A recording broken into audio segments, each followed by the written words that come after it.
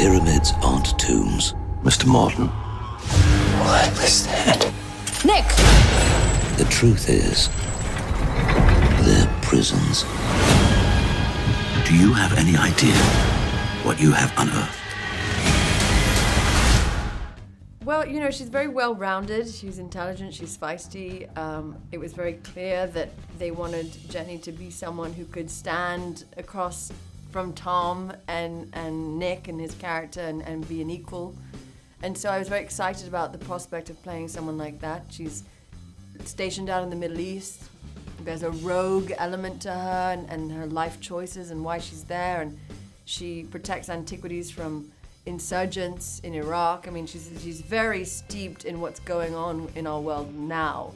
So for me, she was so exciting because she was a chance to create a modern classical heroine, you know, and not to take away from any of the ones before, which I think are all just lovely. But what was clear going into this was that, you know, Tom, Alex, Universal were very adamant to honor the females in the right way, make them all equal. So nobody in any place in our film falls into a distinct stereotype or relationship stereotype. I think the dynamics are all slightly confused and slightly conflicted, and I think that's exciting to watch. Firstly, I don't think he would choose Jenny in real life. If you had the mummy, she's so kind of alluring and sexy and strong, and there's me quite goofy and funny. But she has charm. I think, wait, what was your question again? I was asking you to describe the role in the three-way. I mean, yes, the three-way. I like this. I think the dynamic is interesting because I have a love for Aminette's character. You know, I've searched for her my whole life. You know, I've taken a map to the Middle East. She has willed me into this place in my life and has become such a truth that even, you know, when we capture her, you know, I'm still fascinated. I still want to know. I want to understand so much about the world that she can uncover. So that makes you wonder about Jenny. You're like, what is she after? What is this drive to understand these monsters, these flawed characters, these things that should repel her? She's drawn in by her.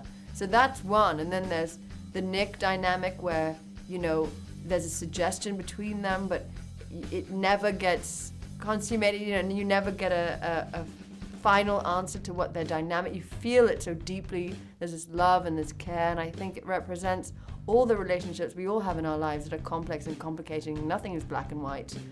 And more so, we're not afraid to like present relationship like that on screen, and for it to be confusing and to celebrate confusion. Because nothing is black and white. So I think that makes this movie stand alone in many ways, because it just gives the audience some truth that they can be like, oh yeah, I resonate with that. That's my truth too. Life is interesting and confusing, but you know, I could just go on and on. I have to ask about Tom Cruise because he has this reputation. That guy. That guy. Being very intense and a perfectionist and, you know, doing his own stunts. Did you have a hard time keeping up with him? Well, I like that you say perfectionist because, you know, if he's perfectionist, he found it in me. No. He's great. He definitely is a cinephile and passionate. And, you know, what I love is that he wants to honor his audience in the way that they deserve to be honored. You know, they pay for these tickets. He's like, we're going to give everything to make sure that these people have the best experience possible. Everything is entrenched in truth. You know, we work hard, we build these sets, we do stunts, we put our body through things, we work long hours. It's so much love and commitment that goes into a film that he's a part of, and I think it really shows. Well, the comedy came unexpectedly. It was the natural dynamic between Tom and I. We're very comedic together, and that's our natural rapport. So when we started the film, they had an outline of a script, but they hadn't really formed the characters, and then I think really I got cast because of the natural dynamic. So they started to write around our natural rapport and our comedic sides. So yes, a lot of that comedy stuff is just the way Tom and I are specifically together.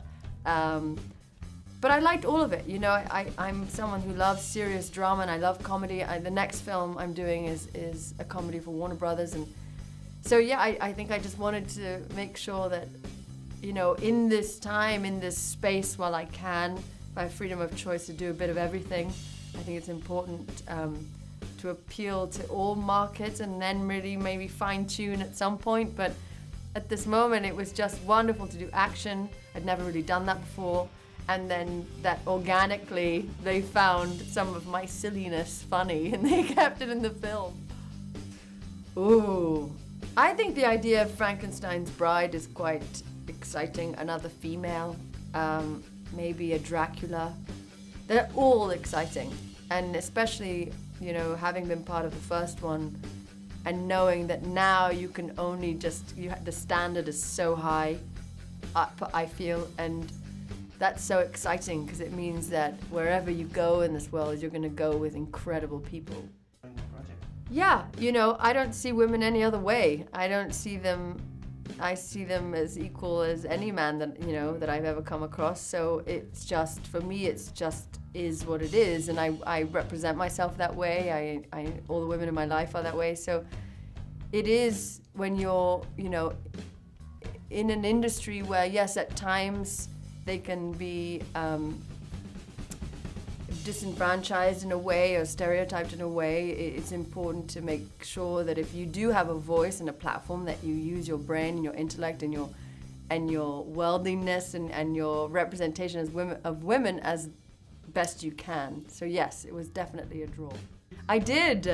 I grew up watching all of them. You know, God, there's so much part of my cinematic makeup, my emotional makeup. You know, I remember being so young and watching Frankenstein and being so conflicted and feeling scared but then hot, and I could empathize with him.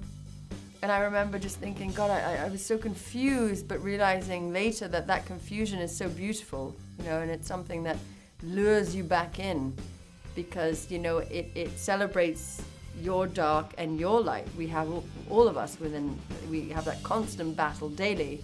So I think that's the allure, is that you never move away from the dark and the light within yourself. So when you see it in others and the conflict that brings up, it makes for great characters, makes for great stories. I love Russell. He is a force to behold. You know, I mean, I think there was one day I had a scene with the two of them and I thought, oh my God, what just happened? How am I in this scene with Russell Crowe and Tom Cruise? And you know, Russell is incredibly generous and he's kind and he's an incredible actor. And just to watch him, you know, I loved watching our crew. You know, a crew is usually there's so many young people and they're starting out their journey in cinema on those sets. You know, they're runners, they're gaffers, and when Tom and Russell would be on set, people would just like stop everything they're doing just to watch, you know, and it was just wonderful to be around. And you know, Russell is just full of laughs. He's always joking. He's very kind. You know, he was so generous with our crew, and yeah, just a really, really lovely guy. Who are you? She's unlike anything